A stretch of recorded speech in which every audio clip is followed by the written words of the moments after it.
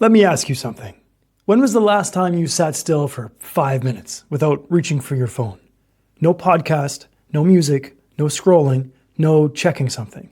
Just you and your own thoughts.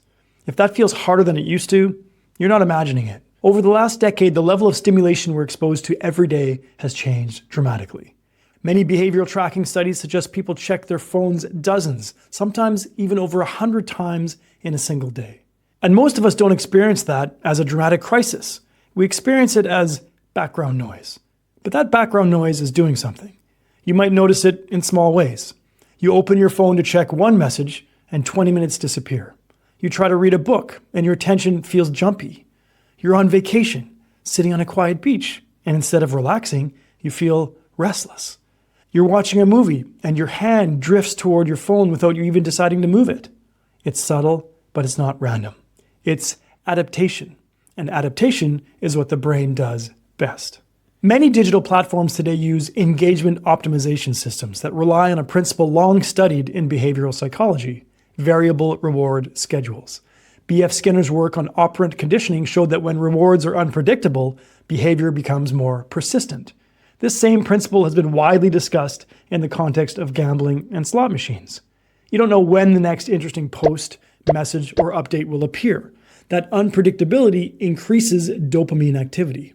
And dopamine, as neuroscientist Kent Berridge has demonstrated, is less about pleasure and more about motivation and pursuit.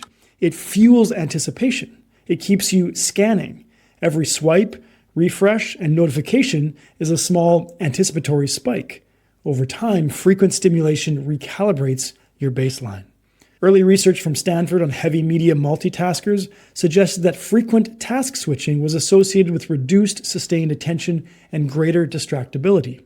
The exact mechanisms are still being studied, but the lived experience is obvious.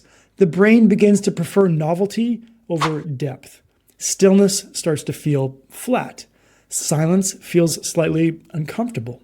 And that's where this moves from productivity into something deeper. The subconscious doesn't just store beliefs. It encodes patterns. Every repeated behavior strengthens neural pathways. The more often you interrupt yourself, the more interruption becomes the default. The more often you chase novelty, the more your nervous system expects novelty.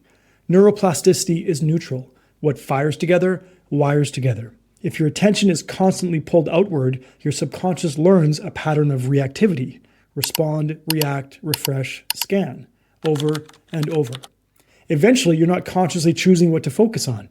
You're responding to what captures you. And that shift has consequences that go beyond focus. Whatever consistently holds your attention shapes your emotional baseline.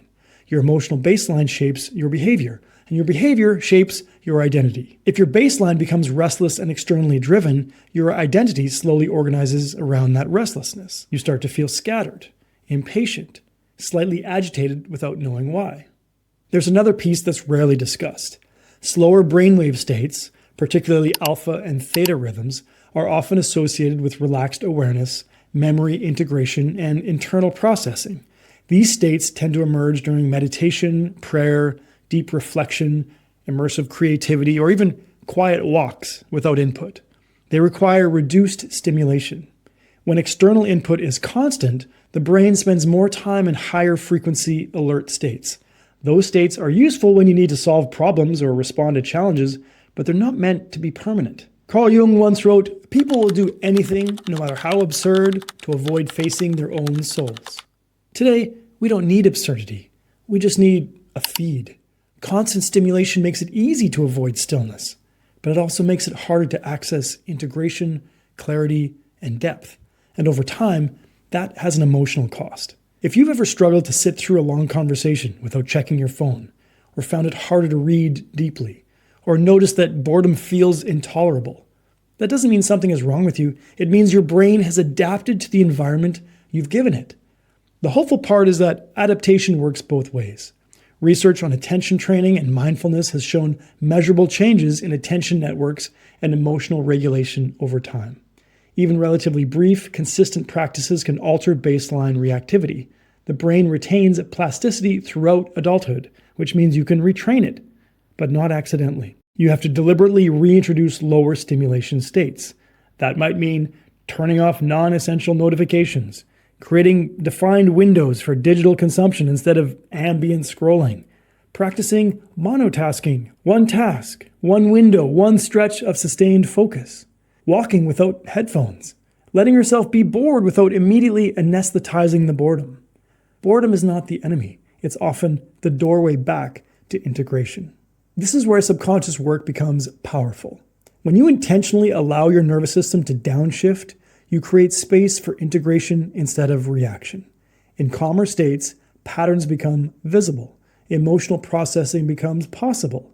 Identity becomes less externally shaped and more internally directed. Reclaiming your attention isn't just about getting more done.